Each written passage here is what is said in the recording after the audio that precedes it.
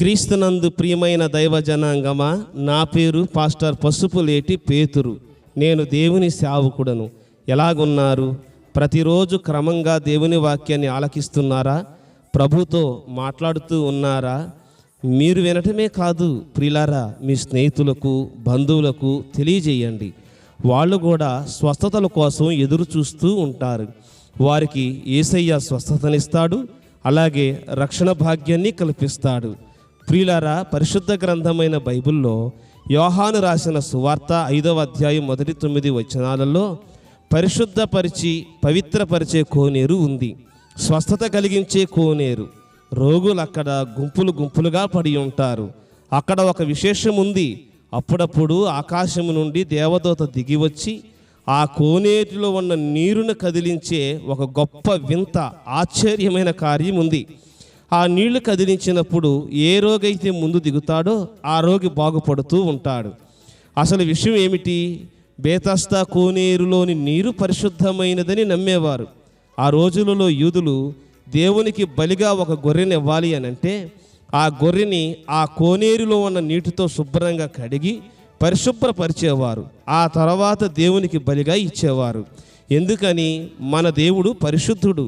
కళంకమైన ముడతైన అట్టిది లేని గొర్రెను దేవుడు అంగీకరిస్తాడు. ఈరోజు మన హృదయం కూడా అంతే. పాపం అనేటువంటి స్వభావం తొలగిపోయి నూతన స్వభావాన్ని ఇవ్వడానికి యేసుక్రీస్తు నరావతారం ఎత్తాడు. యేసుక్రీస్తు అనే పేరు మీదుగా దేవుడు ఈ లోకానికి దిగి వచ్చాడు. యోహాను రాసిన సువార్త 3వ అధ్యాయం 16వ వచనంలో దేవుడు లోకమును ఎంతో ప్రేమించాడు. లోకములో ఉన్న మనుషులను ప్రేమించి పాపాన్ని ద్వేషించాడు. ఆయన తన కలవరిలో తన యొక్క శిలువ మీద మన పాపాలన్నీ మోసుకొని వెళ్ళాడు. తన మరణంలో ఆయన రక్తమంతా కార్చాడు. క్రీస్తు యేసు పాపరహితుడు, పరిశుద్ధుడు. ఆయనలో ఏ పాపము లేదు. మచ్చ కళంకము లేని గొర్రె గోల్గొతా స్థలములో దహన బలిగా అర్పించబడింది.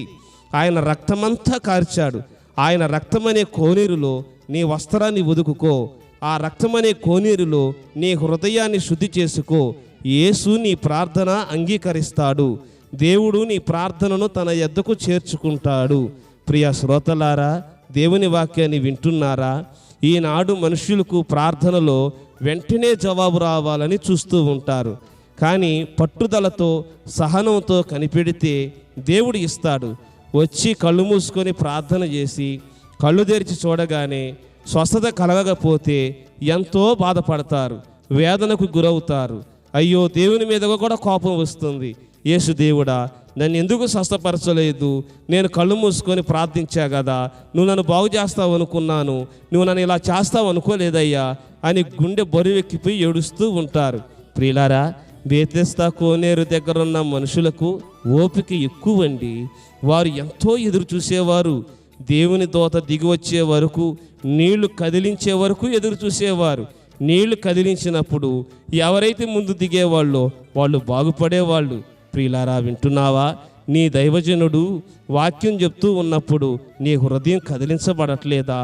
అమ్మా, నీ విశ్వాసము పరిపక్వపు దిశగా ప్రయాణం చేయట్లేదా? నీ విశ్వాసానికి బలాన్ని నువ్వు తెచ్చుకోవట్లేదా? గమనించు ప్రియ శ్రోత, వాక్యం విననట్టుగా ఉంటున్నావా? విన్న తర్వాత నీలో ఏ పరివర్తన రావటం లేదా? ఒకవేళ రాకపోతే ప్రార్థన చెయ్యి. యేసు, నా విశ్వాసాన్ని పెంచు. యేసు, నా యొద్దకు రండి. నా విశ్వాసానికి బలాన్ని చేకూర్చండి, ఓపికనివ్వండి అని ప్రార్థన చెయ్యి. యేసు నీ ప్రార్థన అంగీకరిస్తాడు. ప్రియ శ్రోతలారా, 38 ఏళ్ల నుండి రోగి పడి ఉన్నాడు.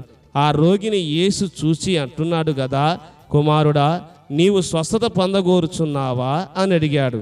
వెంటనే ఆ రోగి ఏమన్నాడు? అయ్యా, కోనేటిలోనికి దించుటకు నాకు ఎవడనూ లేడు. నేను వచ్చే అంతలో మరియొకడు నాకంటే ముందుగా దిగును అని ఉత్తరం ఇచ్చాడు.